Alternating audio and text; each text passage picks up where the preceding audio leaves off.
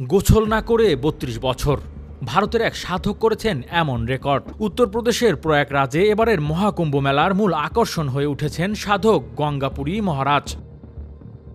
ভক্তদের কাছে যার পরিচয় ছোট বাবা, তবে নিজে গোছল না করলেও ভক্তদের পুণ্য স্নানে উৎসাহিত করছেন তিনি।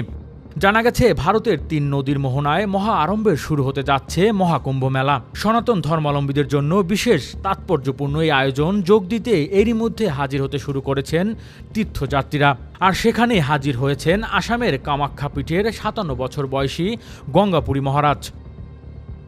মহাকুম্ভ মেলা শুরুর আগেই নজর কেড়েছেন তিনি। ৩ ফুট ৮ ইঞ্চি উচ্চতার এই সাধক ৩ দশকের বেশি সময় ধরে গোছল করেন না তিনি। কিন্তু কেন? নিজেই জানিয়েছেন কোনো এক সংকল্পের কারণেই এত বছর শরীরে পানি স্পর্শ করেননি তিনি।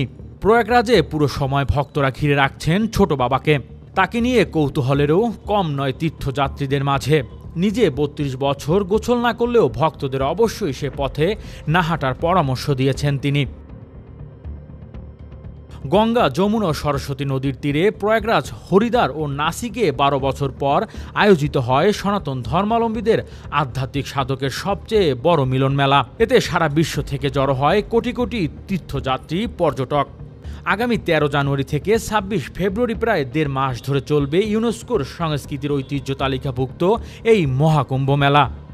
ধারণা করা হচ্ছে এবার মেলায় সমাগম হবে ৪৫ কোটি মানুষের। বিপুল সংখ্যক মানুষের থাকার জন্য তাঁবু সহ রয়েছে ২০০ বিলাসবহুল কটেজের ব্যবস্থাও।